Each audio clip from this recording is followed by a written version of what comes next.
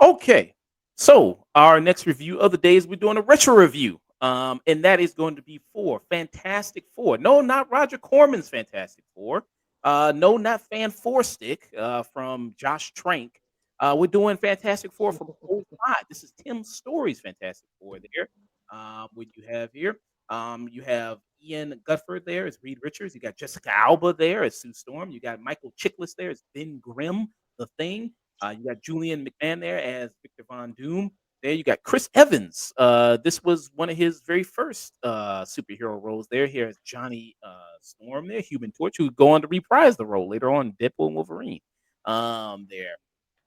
So he had to get it. He had to try a couple superhero roles before he got it right. He had to try. He was also in what was that movie with Idris Elba, The Losers or something, right? Or The Losers was another comic role of his. Yeah, that movie. So he had to do it a couple times to get before he got right with Captain America. But yes, this was, like I said, 2005. Tim Story, who's most known for directing the Barbershop films. There, he also he still does movies regularly. I think the last movie he did was I remember him doing. I saw was The Blackening. He did that. Oh yeah, that movie's fucking great. He's like one of those guys who's always working, but kind of like with Craig Gillespie, it's like when he hits, he fucking hits. Yeah. I think the only reason if he is successful, the reason he is successful is because he's with like an ensemble cast of comedians that they probably write the script and he just kind of shoots and kind of directs it. Like that usually kind of, because like Barbershop was really great. The Blackening there with that. Even Think Like a Man, I think is pretty fun. Yeah, I like that movie a lot. So then there was a sequel to this movie called Rise of the Silver Surfer, which came out a couple of years later. But there was no third film. They never finished it. They never did 3 movies there of this. But yes, so we decided to do this one here. You got a Fantastic Four shirt on. Silver Surfer shirt right there. Oh, okay. So Silver Surfer shirt on there right there. Before he went all woke and turned into a woman in the new one there. But these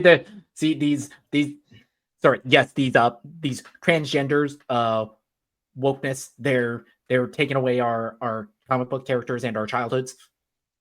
Yeah. Technically, he didn't have a dick in 2007 either. So is that also? Well, I don't know.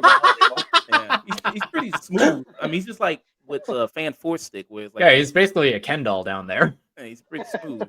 And of course, we're doing this review because there is going to be the new Fantastic Four movie that's going to be coming out this week. There, Marvel has their version there coming out. I think there are some people already doing. I see on YouTube already. They're doing like out of theater reactions for it. I have not seen them yet. But this is like, are they finally going to get it right? Are they finally going to make a good Fantastic Four movie? Like I said, it's been numerous attempts at it, and nobody's gotten it right except for Brad Bird when he called it The Incredibles. So there is that. But I know, Sage, you were kind of saying like from the trailers, none of them have really sold you. You were just kind of like lukewarm on them. You know, I will say that last third trailer, that one did. That one I felt like I finally saw them. My big issue with the first 2 trailers is I just didn't feel like I was getting enough like dialogue of them speaking directly to each other. So I didn't get a feel for the family dynamic necessarily. And I think the third trailer finally gave me some of that, and I'm feeling more confident about it now. Still cautiously optimistic because I just feel like I've been burned by Fantastic Four a great many times, and the MCU lately too. But I'm feeling pretty good about it, mostly because I think that Doctor Doom is only going to be in the post-credit scene. That is like the biggest thing that gives me confidence and hope for this movie being good, is that I won't have to see Robert Downey Jr. Yeah. And so we got that coming out there. There is going to be a mid-credit scene and a post-credit, like many with these movies. Yeah, Marvel of movies, course. They'll do that there with. It's going to be Robert Downey Jr. going, "I hate you 3000." Yeah. I mean, hey, you joke, but it's probably in there. You joke, but the fucking Russo brothers, they're undoubtedly gonna fucking do that. Yeah. Jessica Alba, you could say that again. Yeah, Jessica Alba, who very fine in this movie. You had a Latino woman playing a white character there. Yeah, it's like Yeah, it's like turn a character black and they lose their minds, but give a Latina a blonde wig and blue contacts and nobody says anything. Was Jessica Alba said I think she cried multiple times during the movie because of those contacts. I think it's so painful to have in her eyes there. So she had a lot of trouble with those. This follows the story. People don't know Fantastic Four. Like I said, you have these characters of Reed Richards there, of Johnny Storm, of Ben Grimm there. The family is a Marvel's first family, as they say there. All it's missing is Herbie the Robot. Herbie the Robot. But Herbie the Robot was only introduced in the animated series, not the comic, I think, right? Yeah, they some of the censors thought that kids would light themselves on fire if they thought the Human Torch looked cool. Little did they know that in like 2012, the Fire Challenge. They were going to do that anyway. And if people don't know, so you have these group of people who go into space there on a mission. While they are in space there, they come across a cloud there and then of course tragedy ensues there, an accident there where it gifts them these powers there, where you have Reed Richards who's gifted the powers of stretching abilities. You have Johnny Storm who's gifted the power of being on fire there. You have Ben Grimm who turns into a giant rock monster there. And you also have Sue Storm who is able to turn invisible and make force fields. Yeah, and also, it's like I can stretch, I can fly, I can make shields. I'm a rock. he's fucking rock. Even the original like Jack Kirby Stan Lee comic, I swear they there's a moment when they're naming themselves and he's like, I've been turned into some kind of thing, and the very next dialogue bubble is, well, I'm gonna call myself Mr. Fantastic. Just completely like stomping over like his existential crisis. And so that's what you got is. So after that, they become the superhero team known as the Fantastic Four there. And also on the mission was also you had Victor Von Doom, who like I said is played by Julian McMahon in this, who rest in peace to him. He recently just passed away. He passed away at the beginning of this month in July. He was 56 years old. He died from a form of cancer there. So he had head and neck cancer. That's terrible. And he was cremated there. So this is one of his legendary roles, along with this and Nip Tuck. Was also one of his other big roles. I remember him. I think the first time I ever saw him was in the TV show Charmed. That show where he played the demon in that show there. But I'll go around and get you guys' thoughts. Sage, what are your memories from 2005 Fantastic Four? Well, revisiting it was interesting. I hadn't watched this movie in probably 20 years, but I will say, giving it a look again, there is more positive here than I may have given it credit for without having gone back to watch it. I got to say, Chris Evans and Michael Chiklis both, I think, pretty much nail the personalities of these characters. Not only with their just personalities in general, but also the dynamic that they have with each other and the interplay between them. The same, I don't think, can be said for Ioan Gruffudd and Jessica Alba. No wonder they broke up in the history of this, because they have, I think, just no chemistry here. So it's interesting. Like, some things I remember about this movie negatively were very accurate, and then there were also some positives that I'm like, you know what, parts of this are better than I remember. Not to get too ahead of myself, but there's one scene we can come to later with the thing that I was like, okay, that's like a great scene. Like, there's one scene I was like, wow, no, that's actually like emotional. Yeah, I'm kind of that same way too, because I hadn't watched this movie in such a long time. I think recently I rewatched it, but the first time I revisited it was after the announcement of the new cast, and I kind of wanted to see how well this movie had aged. And shockingly, I think that the movie is a lot better than I gave it credit for, having not revisited for a while. I think, like you're saying, Chris Evans and Michael Chiklis, they are the guys who really understand the assignment. They really nail the dynamic with their characters. This kind of like big brother, little brother rivalry that they have going. But I think the really underrated aspect of this is Julian McMahon as this take on Victor Von Doom. Even if it isn't straight from the comics, he gets the narcissism and ego that is inherent to playing Doom. So there's something I want to know if either of you guys noticed watching this movie. There's two scenes in particular and it was with the Victor Von Doom character, but and one in particular felt like it was beat for beat the same scenes as Willem Dafoe's Norman Osborn in the Oh, first Sam Raimi Spider-Man it movie. 100% is. It is He's like I wouldn't be shirtless, surprised. being seen by a lab technician after hours in the lab when no one else is there. The guy tells him he's sick, but he's got to tell other people about it, and then he hoists him up by the throat. And he's like, "I can't let you do that," and then kills that particular guy. That is like beat for beat the same scene. Yeah, it's beat for beat, and I think And this Ioan, scene I right think here, I think this is a scene. Yeah, I think so. Yeah. Yep, yes, it is. Let's play a little bit of here, and we'll get to see a little bit of him as Victor Von Doom. How long? At this rate, the infection could be complete in 2, maybe 3 weeks. What do you mean complete? I wish I could tell you. I can't pretend to know what we're dealing with here. I'll have to notify the CDC, What? Center for Disease Control. I know what it is. If this thing is contagious, we may have a big problem on our hands. We're talking about an epidemic here. Look at me. I have a life in the face of $1 billion company. We need to keep this confidential. Victor, this disease is progressive, degenerative. I have to notify someone. That's terrible news. That's even like the same sound. I think that makes in Spider-Man. it literally It probably is. Like I think that's the same sound when he throws the guy, in the the same glass and everything like that. Let me actually kind of look up that scene in a minute there. But yeah, I mean, a lot of these are kind of does feel like they're doing a lot of Spider-Man. Which you know at You know the everything time I've sacrificed.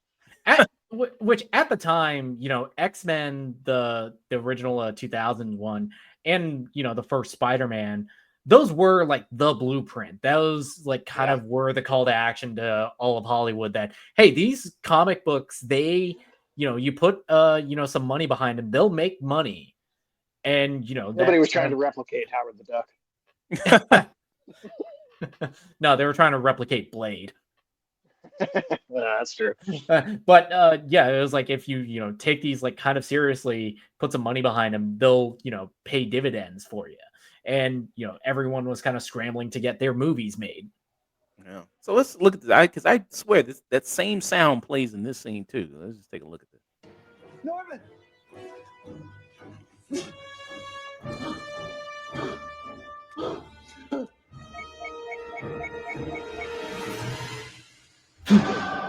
Yeah, I think that's the same sound. Man. It's damn near the same. It's damn near the same sound. It was like half expected Victor to go back to formula. I mean, this is one of the kind of he's one of the few actors to play live action Victor Von Doom. How do you like him as Victor Von Doom? I'll say I agree with Nick in that I think as an actor, I think he does get the narcissism, and I think he gets what the character. There's a couple scenes where he really does sound like the character, like how I'd want him to speak. I think the problem I have with Dr. Doom in this movie is it's not from him at all. It's purely the script and how the script decides to utilize him within the story. I've never liked the idea of like shoving him into their space mission and him having powers from that mission the way they do. He's supposed to be a tech genius and someone that masters magic.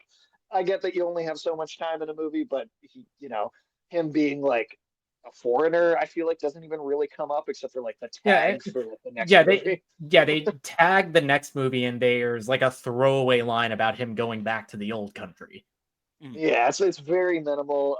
Him being like, a political ambition in any way, that doesn't seem to be much of a part of his character. And I mean, I definitely think he suffers from, there's a few superhero movies that do this, but where like he's clearly the bad guy from the beginning. You can see that even if you're not familiar with the material. Hey, he wears black on black suits. Of course he's the bad guy.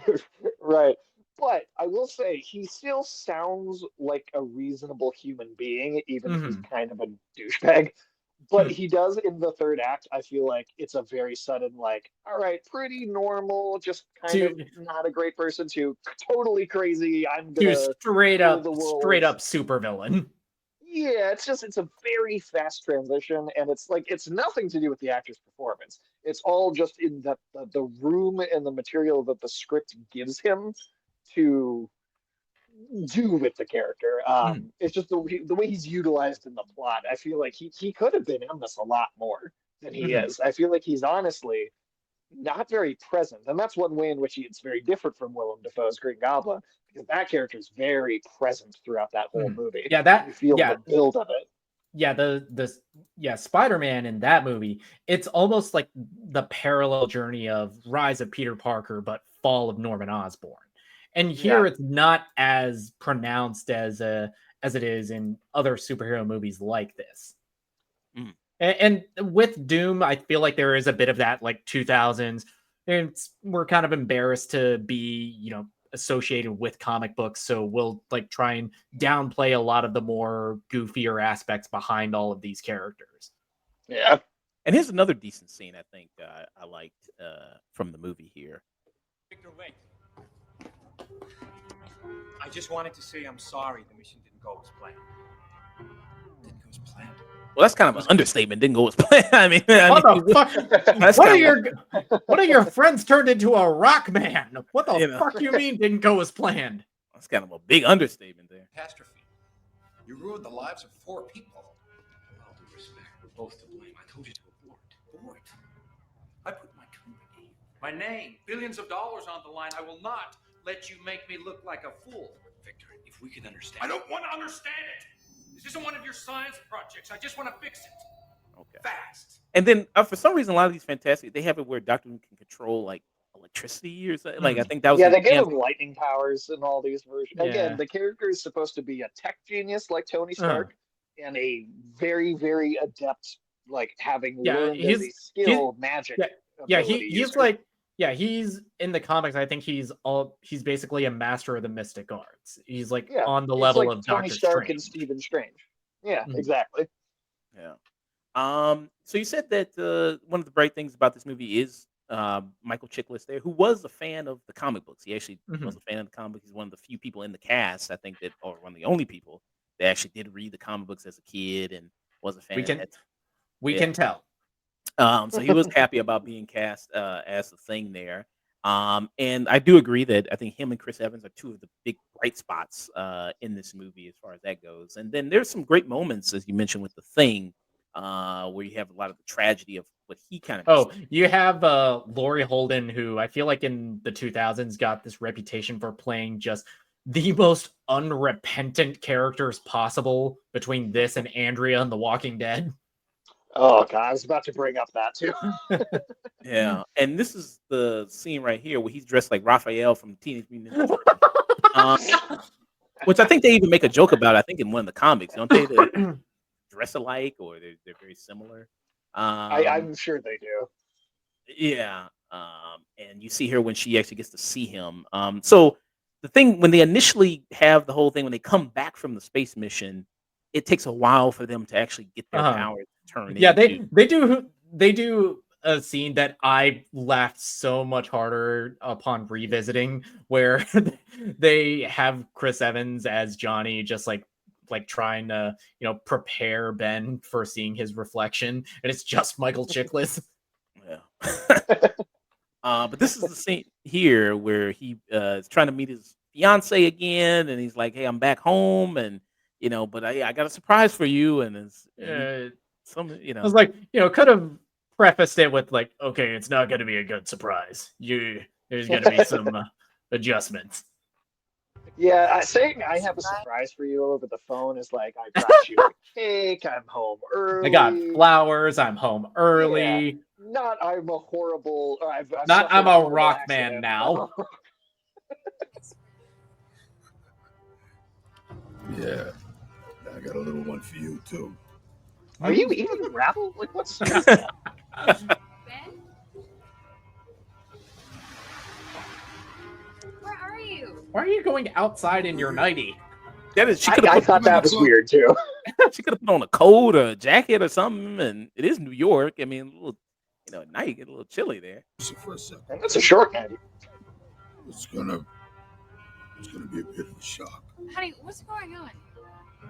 Debs, remember when we used to say, together forever, no matter what?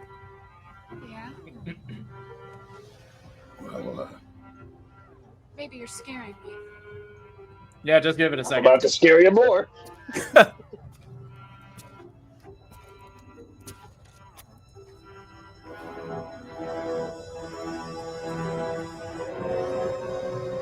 Oh my god. Jesus. it's me. It's still me. It was the accident. Let me explain. Don't touch me! Debs! Jesus Christ. I mean, Oh my wow. god. I mean, geez.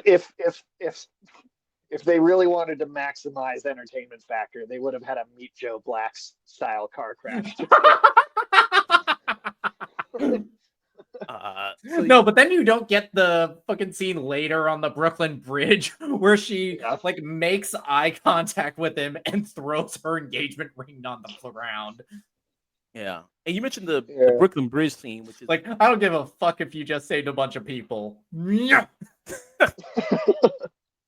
you mentioned the Brooklyn Bridge scene, which that's the first time you actually get to see them all use their powers in unison. Mhm. So that's when they officially become in the movie the Fantastic Four, which they get into the movie I think fairly quickly because they get on the mission, they do it, the accident happens, they come back. I think this scene happens relatively like the first, I think Yeah, it's 40 like- minutes. Yeah, the movie is only 30 minutes? the movie's only an hour and 40 some minutes. It covers a lot of I think ground it moves pretty quick. fairly quick. Yeah, so it moves kind of quick there. So you actually get to see them saving people. You get to see them, there's a fire truck there that falls off the bridge, so he pulls it up there. Reed gets to use his stretching powers, and everything like that. And it leads to one of the more sadder scenes in it where you see him trying to pick up the ring there, which I think Sage has mentioned. I'll show that scene in a minute there.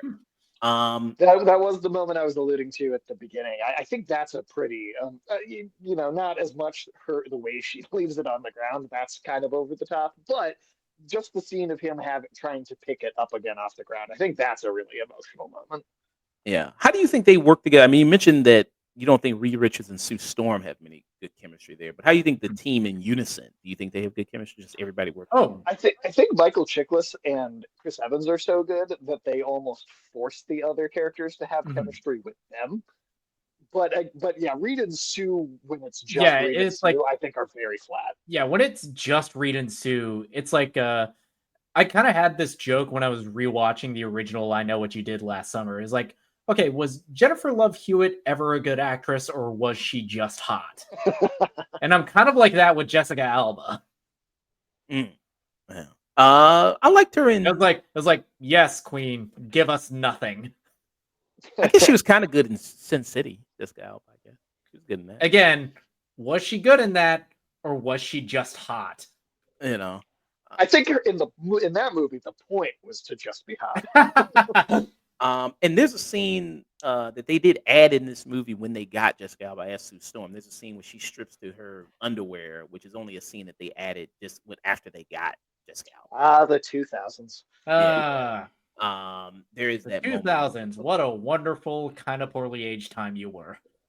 It's cringy in the movie when you actually see that moment because they do it twice too. Like that's a running joke back to back. And then in the second movie, it comes up again. Yeah.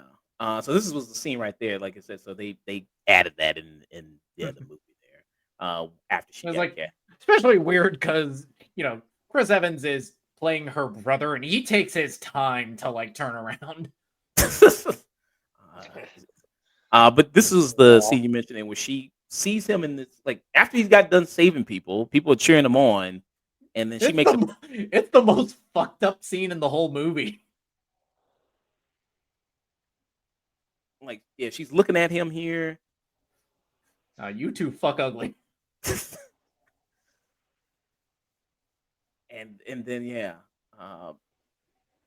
it just leaves it right on the ground there. At least she didn't throw it at him, I guess. At least that's going on. But yeah, and then man, oh, I thought this was gonna show the pickup there. But let me see if I can find that. But yeah, and it's funny, Johnny Storm. After that emotional scene that happened there, you also see him. He looks at thing and goes, "Where are your ears?" Like they're recovered. So like little moments like that. I think. Johnny's an asshole this whole time.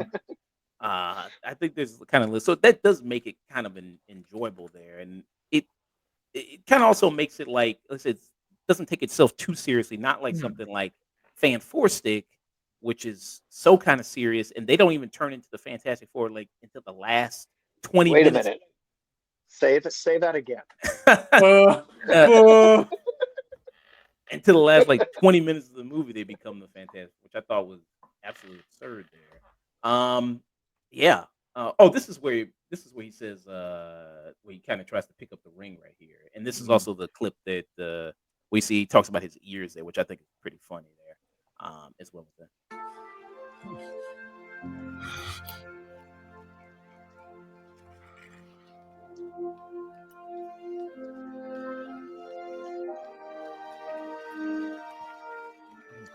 I feel like these people have been clapping for a minute. What is this? The Cannes Film Festival? I mean, damn. I mean, how much more can you clap? Damn, bro. I mean, if the Idol can get a 20-minute standing ovation, I mean, saving a bunch of people can. Yeah. And this is the joke about the ears right here.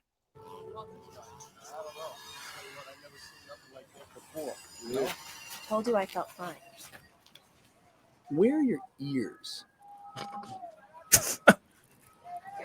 I mean, thank you for clicking on our video. Okay, well, thank you. Yeah, he's kind of asking the right questions. I mean, yeah, I mean, it was like I think in one of the even funnier ones is in the second movie, and that movie is fucking atrocious. But the one like funniest line is like when Johnny makes a joke about Kerry Washington getting killed in a rock slide. Oh, that's a good one too. Man, so. Yeah, I think that kind of, their back and forth really, adds a lot to the movie. I think it's one of the kind of the shining points in it. What do you think about the effects here of it? I mean, the stretching, I think him being on fire. What do you think about some of the special effects that you've seen? Well, just first of all, and I keep being told that the Netflix One Piece live action show is like the one exception or the first time. But stretching powers, other than maybe that, which I have not seen, have never looked good in live action. So I think that I can't even hold the movie, like I can't hold it against the movie because I don't think anyone's pulled it off. The fire effects I think look fine. I mean, for the time that this came out, and it's better than the fire effects in the Roger Corman movie. I don't know if you remember what those look like. And then, I remember disliking or thinking that the practical suit for the Thing wasn't all that great, but that's one of the things that I kind of flipped around on revisiting the movie is there's actually a lot of like movement in the face. Yeah, it's like, there's more detail in the prosthetic for Michael Chiklis than I remember. It's like little moments with his facial expressions that I kind of forgot about. That, I think, it's more practical for a film to go to turn the Thing into a CG character because there's more you can do efficiently, but you can't be practical. I do think that the makeup kind of forces this like super gravelly voice effect on Michael Chiklis that kind of takes me out of it in some scenes, but but his performance even beneath all that makeup is still so good that it doesn't really bother me. Yeah. And then he also wore prosthetic teeth as well, Michael Chiklis. That might explain. That probably had an effect on the voice. Yeah, so he also did that. So he was wearing them Chicklins as Michael Chiklis there. He was wearing them weekend veneers from Hurry Up Tomorrow. Yeah. And like you said, you mentioned the live action One Piece series here. So here's a little bit of it. I mean, I think people were remarking of how great the stretching abilities looked in this. And it's like, well, why didn't you do that with Kamala Khan? What this was able. So it was you just kind of making an excuse that you couldn't do with her stretching abilities there. Have you seen some? That does look good. Have you seen some of the trailers with Fantastic Four where you see Reed Richards with his stretching? They've shown it a little bit. They've only show it. They're shown like very, very little of it. I think a big help of it is because it's like fully concealed all of the limbs, so there's a little bit easier as far as animating all of it goes. I'm curious to see it in the movie how they handle it, because those are the ones that they've been the most cagey about. Yeah, because you've gotten to see like every other power in the footage. Mhm. Yeah, I mean it is the toughest to get right for sure, because there's that uncanny valley effect of it. But my hope is that they let him be a little weird with it, and it's not just I don't know, it's not just a punch from far away, or like I hope he like kind of turns into some stuff or does a little weird. I know a friend of mine pointed a small detail out that I actually thought once he pointed it out to me, I thought was pretty interesting. But you see him, I think it's when they're in the trailer when they're in like they're going up into like Galactus's ship, but you see him like land on the ground, and his knees are like stretching and then like change shape to like account for the impact of landing. And I didn't notice it until, again, a friend of someone pointed it out to me. But I was like, "Oh, that's actually a pretty clever. Like, you're actually thinking about like the physics of it a little bit." Yeah. So we'll see when we see the final product of it, but we do see a little bit. For right now in the trailer, it looks pretty decent there as well. There. Do you think the weakest link in here is Jessica Alba's Sue Storm? If you say from the cast. Oh, without I think question. so. Without question. Yeah. Because like her character's only purpose here is to just be the love interest to Ioan Gruffudd, which is kind of hard when they don't have any chemistry. And Ioan Gruffudd, I feel like when he's surrounded by any other castmate, I feel like he's pretty good. Yeah, I'd agree with that. I mean, again, not to be like super mean and harp on Jessica Alba, but like a lot of the jokes that we're making about like Gal Gadot now, I was making about Jessica Alba 15 years ago when this movie was new. Yeah.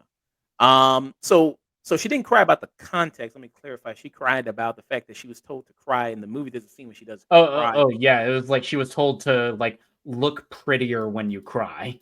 Yeah, so that's the moment. So she almost made her quit acting after that when they told her to do that in Fantastic Four 2. Sounds like something Dr. Doom would say. I mean, yeah. So you got that guy going. So that's the reason she had issues there on set with that. And there was a controversy back then of casting Jessica Alba as Sue Storm there.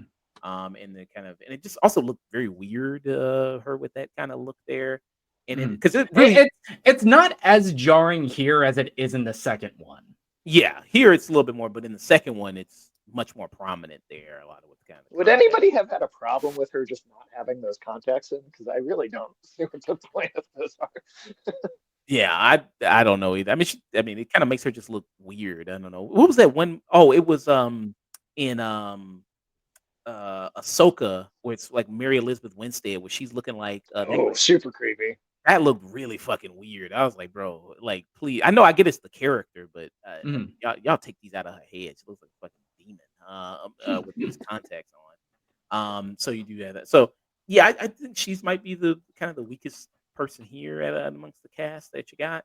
And I think, yeah, I mean, she's kind of the weakest link there. Did you like Silver Surfer better? Do you like the sequel better? Do you think that's an improvement? Oh, hell no. Nah. Silver Surfer is like one of the worst movies I've seen in my entire life. Really? Okay. Why do you hate it much more than the first?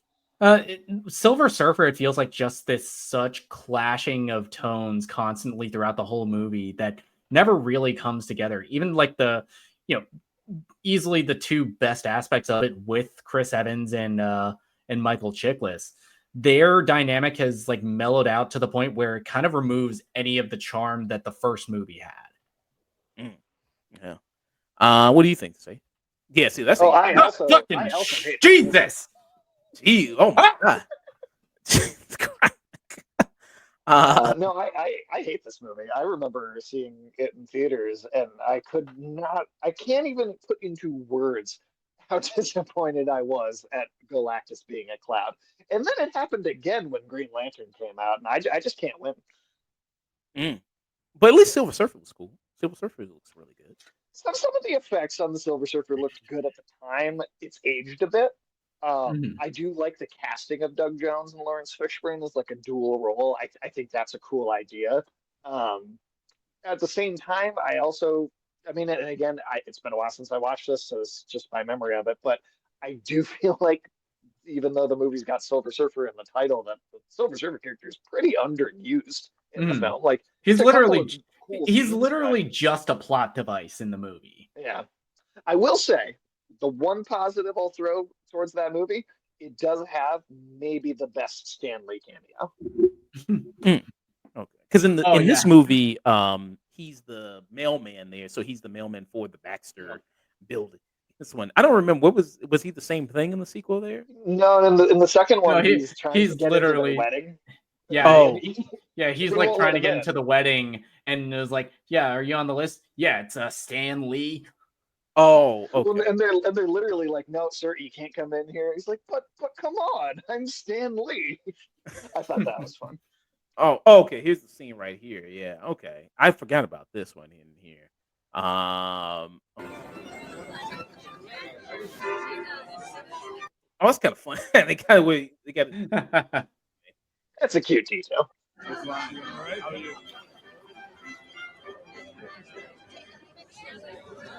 Invitation, sir.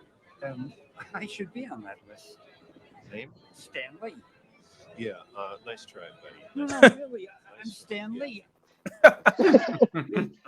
I like that a lot. Yeah. Yeah. So, what kind of some of your favorite parts here? I mean, you mentioned the Johnny Storm thing dynamic here in the '05 version. Any other things that you kind of love about? Do you miss kind of these campy versions of the way they used to do these superhero movies back in the early 2000s? Does it give you nostalgia there? Not really. Not in the same way like maybe watching the Sam Raimi Spider-Man movies would.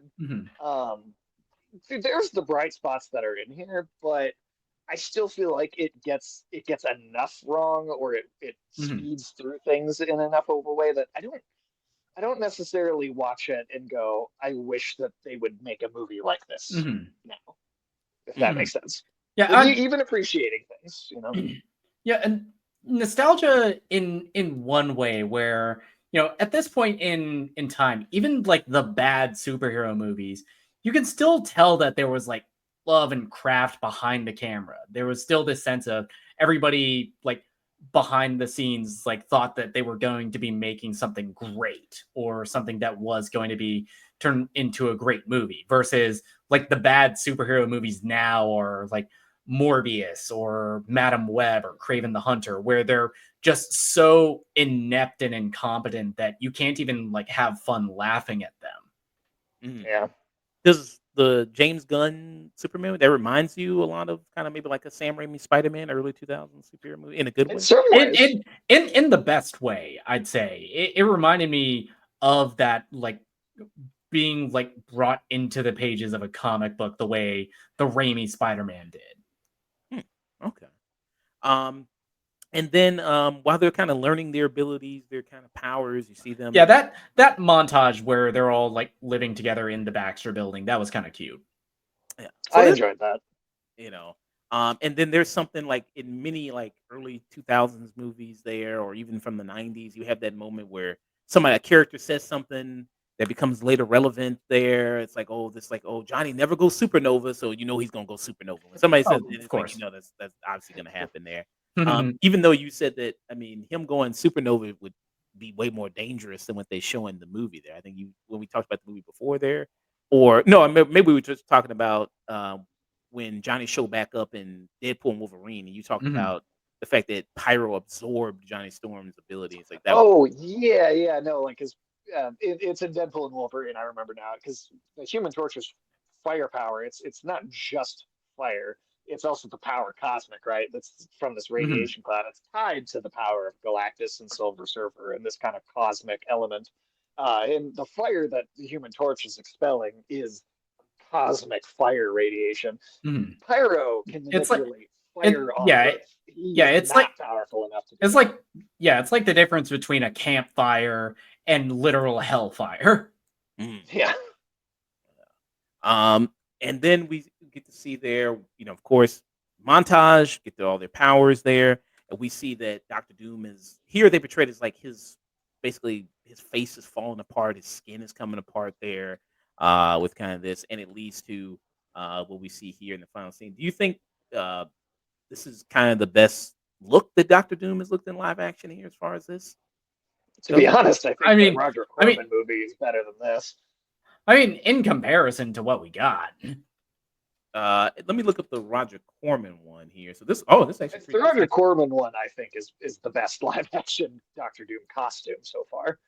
Yeah, this actually don't look too bad. This actually looks pretty decent there. Yeah, it looks pretty good. There's a lot yeah, of it looks terrible really things good. about that movie, but Looks very medievalish. Okay, you guys just kind of get the medieval knight armor there with that. it's like an actual suit of armor and a tunic, which is what it is. Yeah. So you got that, but then you have to find out. What do you think about the climax of this? I think the climax is a big mess. I think it really kind of throws elements very quickly together. Like we said earlier, Doctor Doom goes from like somebody that's like not a great person, but an asshole, but reasonable to to like in like 5 minutes. Um, And also some of the worst like one-liners too, like when he's like, "Susan, let's not fight," and her big moment of "No, let's," and that's almost as bad as when does a toad get what happens to a toad when it's struck by lightning. actually, let me show that scene. Yeah, because that's a funny scene there. it's like this could have worked with some good delivery. Yeah. But so let me see that scene right there. But yeah, so you have this final climax, this final battle between all of these kind of characters. I think somewhat it looks, again, for the time, I think somewhat it looks kind of decent there. For what they were kind of doing. I think it looks kind of all right. Did you have any issue with any of that kind of going on? I mean, it looks fine for the time. The effects itself, it looks fine for when it came out. I mean, it doesn't hold up great, but it looks better than some things from back then. Yeah, for back then it looks great, but I'm not putting this against like another movie from 2005 we covered on the channel, like Revenge of the Sith, where that CGI and those effects aged phenomenally, and you could put that up with a lot of VFX work today, and it still holds up. Here, it's like it's a slight step down from what we're getting today in the CG projects that really work.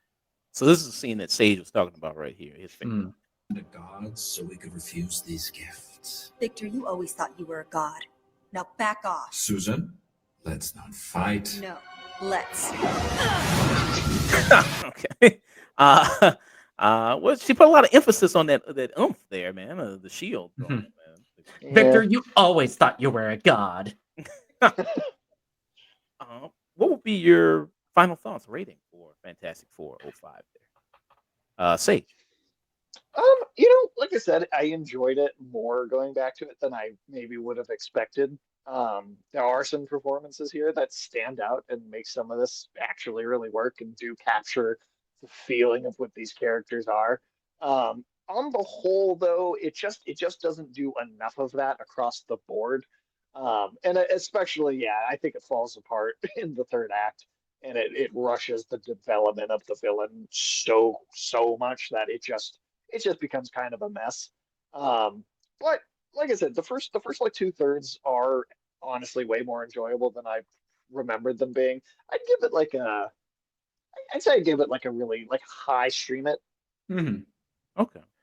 What about you then? I'm kind of right there with you. Is like rewatching this after not having seen it in such a long time. I'm surprised how much of this movie actually really works pretty well. I think some of the performances, especially we mentioned Chris Evans, Michael Chiklis, and Julian McMahon. I think those are all kind of standout performances, especially for comic book movies at this time in history. I feel like the movie really understands the dynamic between the characters, that it really stands out amongst other superhero films. Because besides X-Men, where those movies are more or less just Wolverine's story, this one really nailed the ensemble, which we didn't see a lot in comic movies at the time.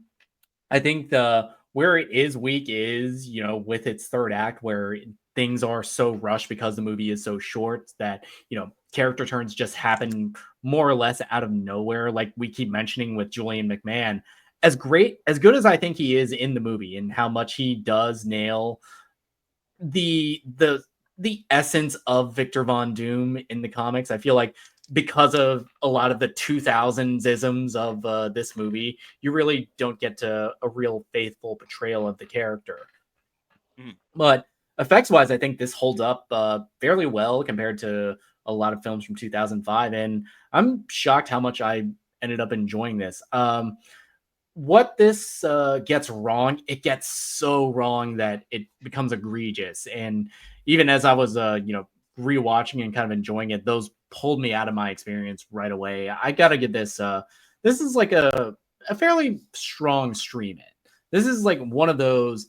This is one of the kind of shocking that the movie is as good as it is, considering how bad the sequel is. I'd give it a stream it as well. I think, I know going back watching this, there's a certain campiness that's kind of you can appreciate. It's not the worst Fantastic Four movie because then you got Fan Four Stick that tops it. So then you go like, okay, you got that along with it. So at least it isn't the worst Fantastic Four movie anymore. And like I said, I think due to the dynamic between Johnny and Ben, that's really great. That's one of the key selling points of this movie. Chris Evans is perfect casting as Johnny Storm. I think he really works as that character, even if it is corny ass 2000 pickup lines that he's doing there. He hooked up with Maria Menounos, which can you say you've done? Yeah, and hey, to be fair, it's better than the song he sings in the '90s cartoon. I don't know if you remember that. So you got that. So I think there has that going for it. The use of the prosthetics here. I mean, I think the Thing looks pretty good there. I think that looks all right. I think it'll. I know people talk about prosthetics topping sometimes. Practical effects topping special effects, but I think the Thing in this new one looks better with the use of CGI than this current one there, because he still looks kind of like Play-Doh, kind of like kind of just kind of styrofoam, kind of like the way that looks there.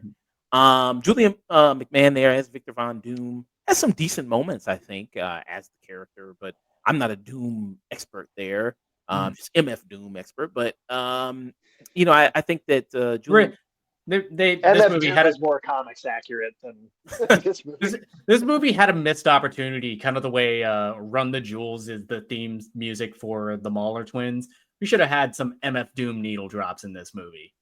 Yeah, I think that's what people want for the Secret Wars. They want MF Doom to open it. I think when they do the whole opening Marvel thing, they want Doom. I'd want it if it wasn't Robert Downey Jr. But yeah, I mean, so yeah, I think it's a good, fun look at like early 2000 superhero movies when you had great ones like Sam Raimi's Spider-Man. You also had these mediocre to shitty ones like 2005 Fantastic Four. You had Ghost Rider. You had what was another? Catwoman. Hey, Elektra, Daredevil. Hey, I stand by Ghost Rider being like a great B movie. Yeah, I'm with you, but I will also say that I've watched every movie Nicolas Cage has ever been in, and I'll just probably say that about any movie he's in. So. And also, even this year that this came out, he also had another great superhero movie with Batman Begins. Yeah, Batman Begins also came at the same time. This movie had a budget of $87.5 to $100 million. Ended up having a box office of $333.5 million. It'd be funny if it was $444.4 million. That'd be funny if it was that. Damn it, America! Damn it, 2005 America and the world. Yeah. So yeah, that. So it was a box office success. It led to, of course, as we talked about the sequel, Fantastic Four: Rise of the Silver Surfer. There, it had a budget of $130 million, made a box office of $301.9 million. So it was a drop off from the first one. I wonder why it was a drop off there. Because it sucked. Because it sucked. Maybe Galactus was a cloud there. So yeah, that going on. But some of the things there with Fantastic Four 2005 there. Like I said, didn't have a third movie. Stream it's all around for Fantastic Four.